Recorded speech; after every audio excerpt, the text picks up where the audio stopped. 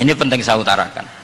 Sehingga setelah ada firqah-firqah takfiri yang mengatakan orang megang keris itu syirik, ke kuburan syirik, ini syirik. Itu salah besar. Salahnya adalah tadi kalimat-kalimat atau kebenaran-kebenaran absolut ini sudah jadi sibghata wa man ahsanu minallahi sibghah. Kalimat ini begitu absolut di hatinya orang mukmin. Sehingga ketika terganggu oleh hal-hal yang adat istiadat kayak pegang keris, kayak apa, ini tidak mengganggu. Tetap kualitas iman ini di atas keyakinan adat membawa apa keris. Kalau orang membawa keris menjadi syirik karena percaya sama makhluk. Orang misalnya kejawen kalau nggak bawa keris nggak nyaman. Orang kota itu kalau nggak bawa ATM juga nggak nyaman. Itu tidak dihukumi syirik. Kamu pergi lupa bawa HP nyaman enggak? Enggak, kenapa tidak dihukumi syirik?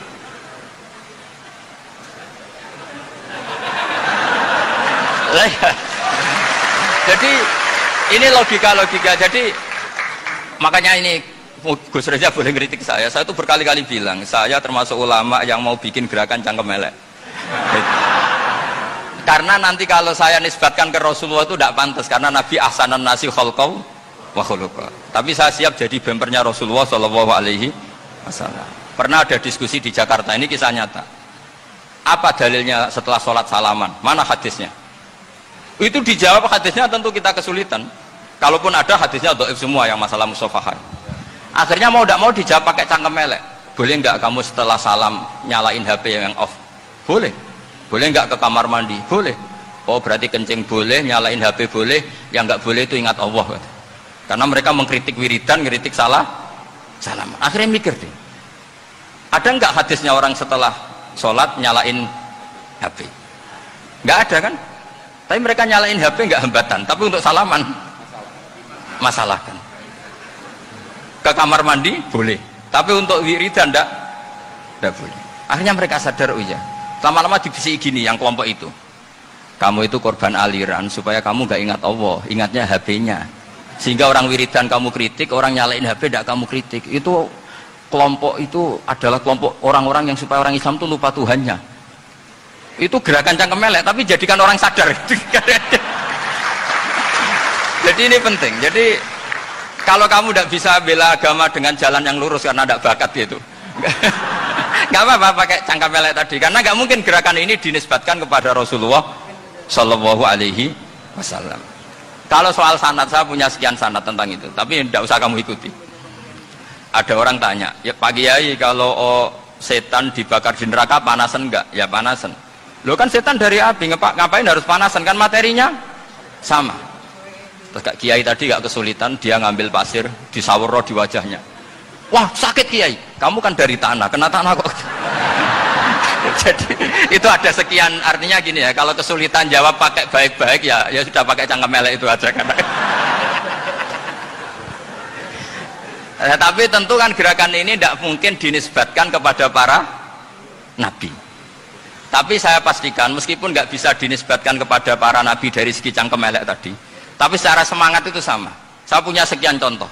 Benar Gus Riza tadi gojok saya sengawur-ngawurnya itu masih punya sanad. Itu pas saya ngawur pun masih punya apa? Sanad. Nabi Ibrahim itu ketika faja'alahum juzatan illa kabirallahum itu, si berhala paling besar dikasih kapak. Ketika mereka geger, ini siapa yang memelihara berhala kecil? Kata mereka, sami'na fata yadhkuruhum yuqalu lahu Ibrahim. Ya kira-kira Ibrahim lagi. Terus Ibrahim didatangkan, siapa yang melakukan ini semua? Ini jawaban Nabi Ibrahim, bal fa'alahu kabiruhum hada. Ya tanya yang bawa pedal, saya kan tidak bawa. Terus kata orang-orang, otak kamu itu di mana? Masa berhala disuruh nanya, kan nggak bisa ngomong. Ibrahim kembalikan, uffil lakum walima ta'buduna min dunillah. Lalu otak kamu di mana? Sudah tahu tidak bisa ngomong kok disembah gitu. Itu ada kata ufin loh. Ufin itu kalau diterjemah kira-kira ya agak-agak jancuk gitu. Kira-kira ya kira-kira seperti itu. Jadi sekarang dalilnya jancuk apa sih? Sangat juga biasa kalau misalnya saya bilang Gimana?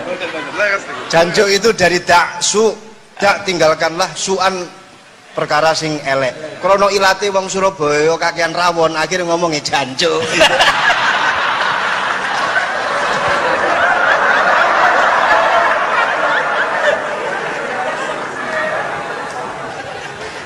Jadi mulai dulu melawan kebatilan itu harus pakai logika yang vulgar. Karena memang nggak mungkin dengan bahasa-bahasa priayi itu nggak mungkin. Dan ini penting saya utarakan. Nah, kalau nanti nggak mungkin dinisbatkan kepada Rasul karena Nabi adalah ahsanan nasi khalqa wa khuluqa, kita yang ngambil alih saja. Gus Reza, saya, Gus Kalsan ini cara cangkem elek kan pantas. Luas. Selain bakat ya sudah natural. Karena memang itu cara kita menjelaskan kebenaran. Saya ulang lagi, itu cara kita menjelaskan apa? Kebenaran. Mau tidak mau. Saya pernah ditanya sama seseorang, Gus, beberapa nabi itu kan poligami itu bukti hipersek, karena yang tanya itu orang nasionalis yang nggak pati senang Islam. Terus tak balik tanya, perempuan itu makhluk lemah enggak? Ya lemah. Kalau nolong lama satu itu gimana? Ya baik. Kenapa nolong dua jadi tidak baik? Harusnya kalau nolong tiga tidak baik. Tapi saya tidak dukung poligami enggak. Ini cerita. Setidaknya mereka jadi ingat.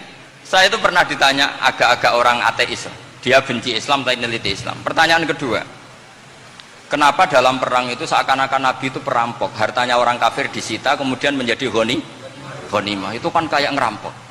Terus saya tanya gini, kalau ada penjahat ke rumah kamu kemudian pakai senjata api, setelah kamu ringkus, itu senjata api kamu kembalikan apa kamu sita?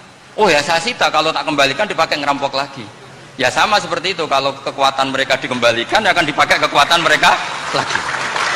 Jadi ya lagi-lagi ini kemenangan orang serius. Karena nanti guyonnya sudah dintekno sama Gus Safa sama Gus Riza. Nah, kenapa saya ngajar begitu rileks, begitu santai? Karena pikiran saya sederhana. Fa innal uqula muttarratun ila qabilil haq. Akal sehat pasti dipaksa menerima apa? Kebenaran. Sehingga kebenaran itu tidak usah kau ngomongkan secara serius, secara tidak perlu.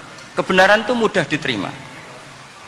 Saya itu pernah ngaji berkali-kali di Jogja di mana-mana sampai ada buku seorang dokter nulis tesisnya itu bangga lagi menjadi muslim setelah ngaji saya itu. Karena saya menerangkan itu ringan.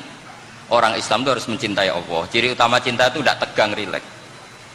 Saya bilang begini, kalau kamu pernah 1 tahun digratisi orang rumah, makanan, kamu kira-kira itu mudah nggak mencintai orang yang berjasa sama kamu minjemin rumah dan kasih makan gratis? Mudah kan? Apalagi kita ini mudah mencintai orang yang minjemin mobil 1 tahun, ngasih rumah 1 tahun, apalagi selamanya. Kenapa kita tidak mudah mencintai Allah yang memberi kita bumi, air, oksigen, semuanya kita dikasih Allah? Akhirnya mereka mikir, wong mencintai seseorang yang ngasih dalam durasi 1 tahun saja mudah, apalagi mencintai Allah yang ngasih kita tanpa